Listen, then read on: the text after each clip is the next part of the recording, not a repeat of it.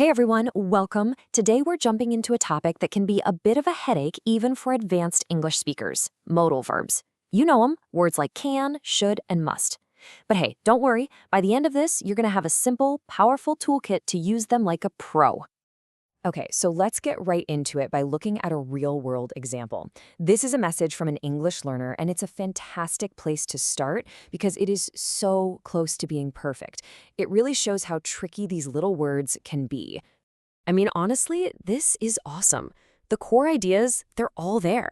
This person remembered the most important rules from their lesson. And you know what? That's the hardest part. It's clear you totally get what they're saying, and it's just a few tiny tweaks away from sounding completely natural. So let's look at how we'd clean this up just a little. We'd change said us to told us, and auxiliary becomes auxiliary verb. See, those little fixes make a huge difference in how natural it sounds. We're going to break down the rules right now, so making these kinds of corrections becomes totally second nature for you. So what's the big deal with these verbs anyway? Why can't they just behave like all the other verbs? Let's get to the very heart of what makes a modal verb, well, so special.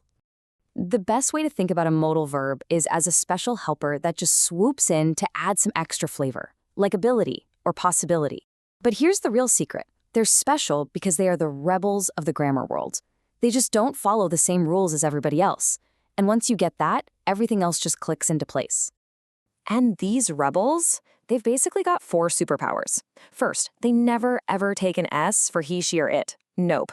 Second, they don't need any help from do or does to ask a question. Third, they always demand the simplest, most basic form of the verb right after them. And finally, you can't add ing or to them. These 4 facts are the foundation for the super simple rules we're about to cover. So here's the best part. You do not need to memorize some giant dusty grammar book. You just need to master 3 simple golden rules that come straight from those superpowers we just talked about. Golden rule number 1, and honestly, this is the big one. The verb that comes right after a modal is always in its base form. You know, the simple, plain version you'd find in the dictionary. For true modals, there are 0 exceptions. And you can see it right here. It's she can swim, not she can swimming. It's you should study, not you should to study. See how simple that is? The modal does all the heavy lifting, so the main verb just gets to chill in its simplest form. All right, on to our second golden rule. This one is going to save you from a super common mistake. It's as simple as this. You can only use one modal verb at a time, period. Yeah, just think of modals as being too powerful to share the same space. You just can't say, he might can do it. It sounds weird, right? So instead, we swap one of them out for a replacement phrase, like, he might be able to do it. It keeps the meaning, but it follows the rule.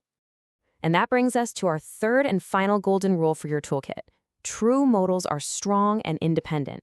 They don't need any help from other little verbs like do, does, or did to make questions or negatives. I mean, just look at this side by side. It makes it so obvious. A regular verb like work needs help. It needs does or doesn't. But a modal like can, it handles the job all by itself.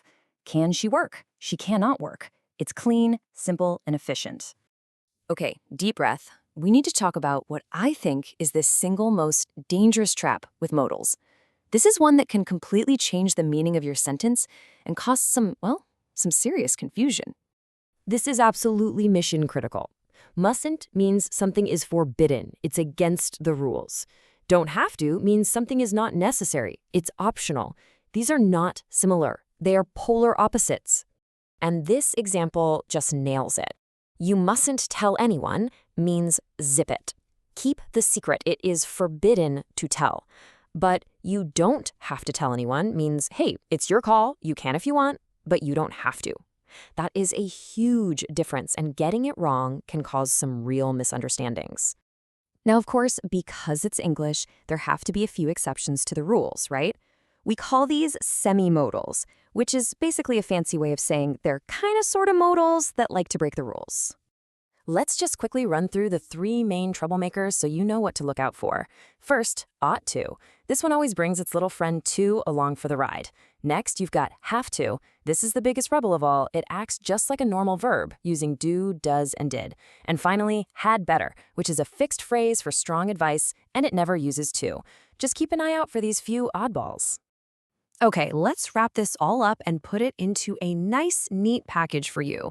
Forget all the confusion. Here is your clear, simple, and powerful toolkit for using modal verbs with total confidence.